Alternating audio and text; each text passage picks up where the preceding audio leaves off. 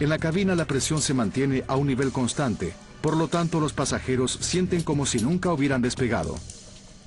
Pero a medida que el avión asciende a altitud de crucero, la presión de aire fuera de la cabina es peligrosamente baja.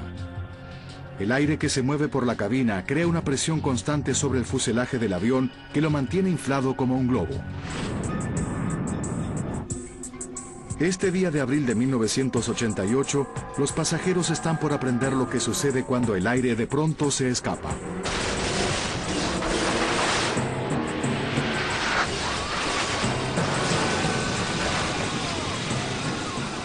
Vi un destello de luz y sentí una explosión.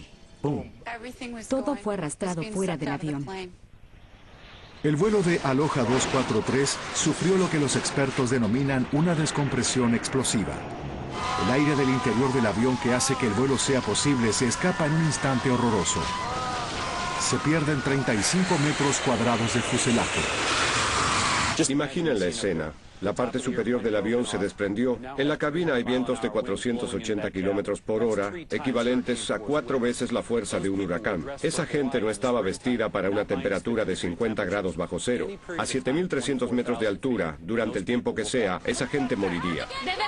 El capitán Bob Schornsteimer comienza un descenso de emergencia bajando 20 metros por segundo. La tensión sobre la nave dañada amenaza con partirla. Había una mujer sentada junto a mí. Su esposo estaba del otro lado en la fila siguiente y extendían sus manos, tratando de tocarse los dedos para decirse adiós. Contra increíbles posibilidades, la tripulación aterrizó el avión magullado y estropeado.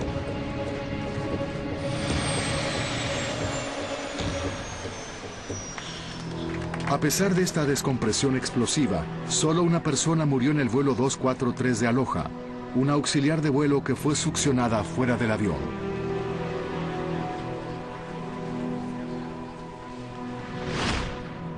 Jim Wilde investiga el accidente para la Junta Nacional de Seguridad de Transporte.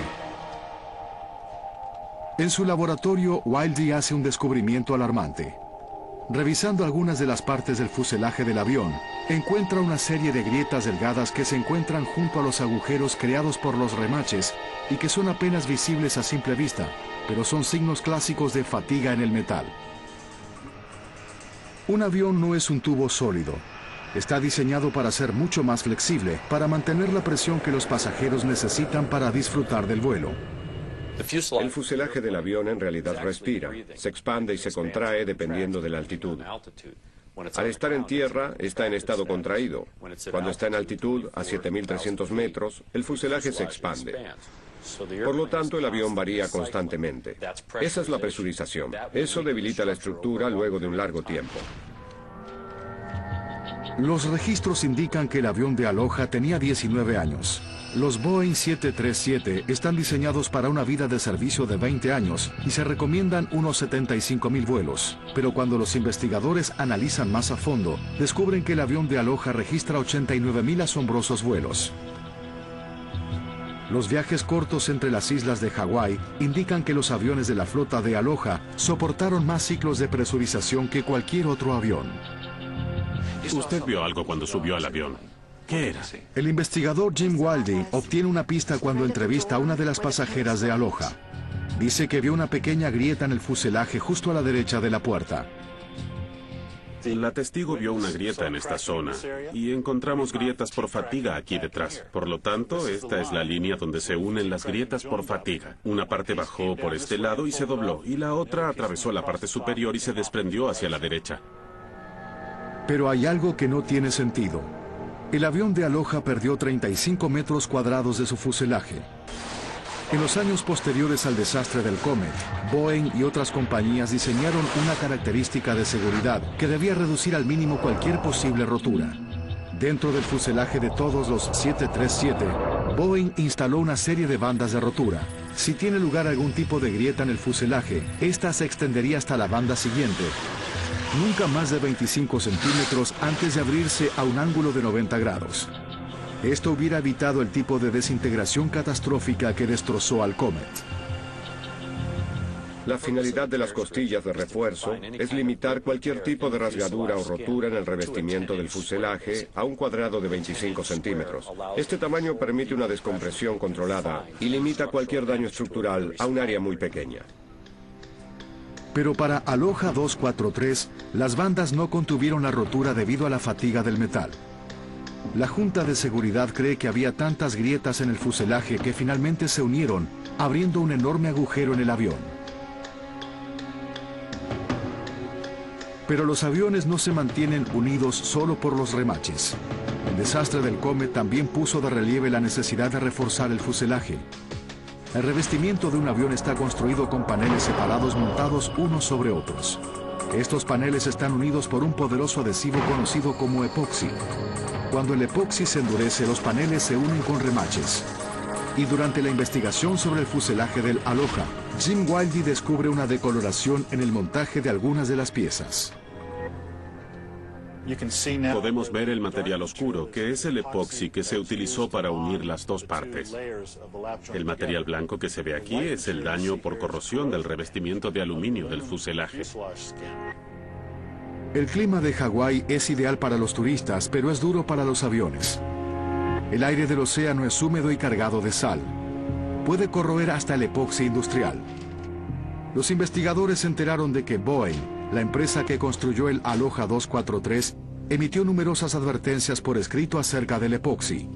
Si este no se aplica a la temperatura correcta, si los paneles tienen humedad o suciedad sobre ellos, la adherencia puede fallar. Boeing recomendaba inspecciones regulares minuciosas, pero los trabajadores de Aloha no informaron ningún problema con el epoxi. Tampoco vieron que el epoxi estuviera comprometido, o si lo vieron, no fue reparado. El accidente de Aloha fue otro paso para hacer más seguros los aviones de pasajeros. Es importante aprender siempre de los errores. Siempre es importante aprender lecciones de ellos. Y ese fue el caso con la ingeniería aeronáutica. La historia de Aloha fue una lección brutal sobre los peligros de la fatiga del metal, pero no fue el último ejemplo de la potencia de la presión en la cabina.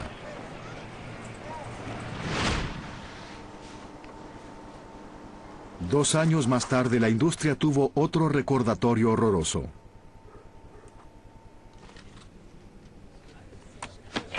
Damas y caballeros, les habla el capitán Tim Lancaster. Bienvenidos a bordo de este vuelo de British Airways a Málaga. 10 de junio de 1990. El vuelo 5390 de British Airways parte de Birmingham, Inglaterra, hacia España con 87 pasajeros a bordo. 148 kilómetros por hora.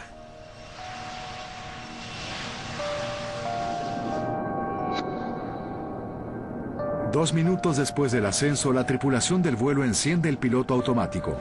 El capitán Tim Lancaster se quita sus cinturones de seguridad. Entré a la cabina de mando para preguntarles a Tim y a Alastair qué querían beber. ¿Quieren tomar un té? Por favor, lo de siempre. Minutos más tarde, a 5.200 metros, el avión está muy cerca de su altitud asignada. Entonces, como si se descorchara una botella de champaña, el parabrisas se desprende de su marco.